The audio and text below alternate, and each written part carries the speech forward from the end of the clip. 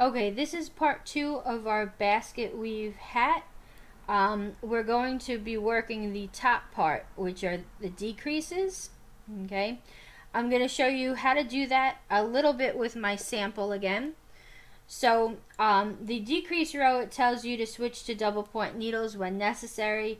You can still do it on your circular needles. However you get the stitches done, it's okay. So it tells us that we're going to end the body of the hat either on row 18 or on row 23. And it doesn't really matter if you've done the full 14 to 23 repeat. It just matters that you've finished the 5 rows. So if you end on row 18, that's fine. If you end on row 23, that's fine. But you're going to have to look at your work a little bit because it says to keep in pattern, we're going to repeat row 14 or row 19. Okay? So we do one more row of that. Then we're going to start our decrease row. And keeping in pattern, if you started with knit 5, that's what you're going to do. You're going to do knit 5 and purl 2 together.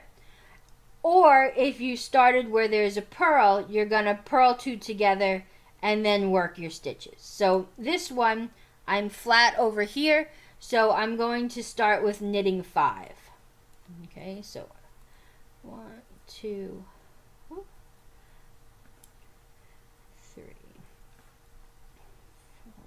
and 5. Okay, now it says to purl 2 together. Now, since I'm a combined knitter, my stitches are on backwards. So I'm just going to move them all over and move them back so that they're on the right way.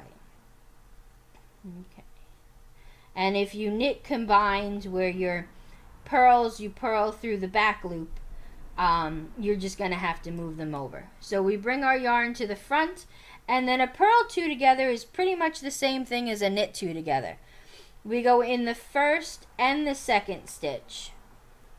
Okay, so we caught the first one, we caught the second one, and now we're going to wrap our yarn around like normal, and then bring it through, and it comes off. So that's, we've done a purl 2 together, then it says to purl 1, and then it says to do a purl 2 together again. So again, we go in through the first and the second stitch, we wrap around, bring it through, and it comes off. Okay, you do that for the whole row. So it's knit 5, purl 2 together, purl 1, purl 2 together, and then knit 5 again. If you had started where you were on the purl side, you would begin with your purls. So it would be purl 2 together, purl 1, purl 2 together, knit 5. Okay? And after that one row, you're going to end up with 80 stitches. So now rows 2 to 4, and again we're going to keep in the pattern.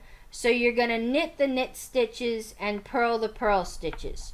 So again, if you look at your work, the flat stitches are knits and the bumpy stitches are purls. So everywhere you see a knit, you're going to knit. Everywhere you see a purl, you're going to purl.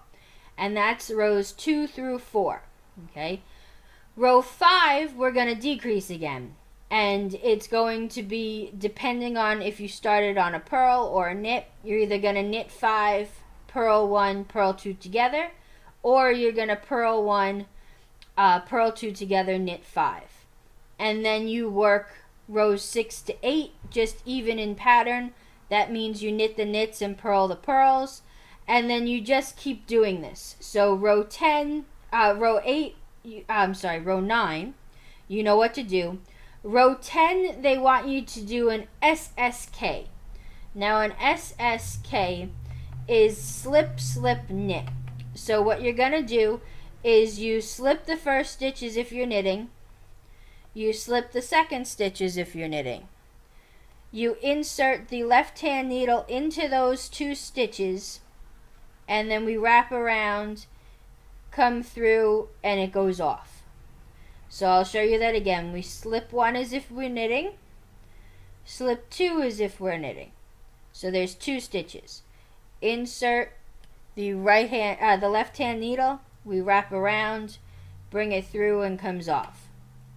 So for row 10, it'll be an SSK, knit 1, knit 2 together, or it'll be a purl 1, SSK, knit 1, knit 2 together, and you're going to repeat that around.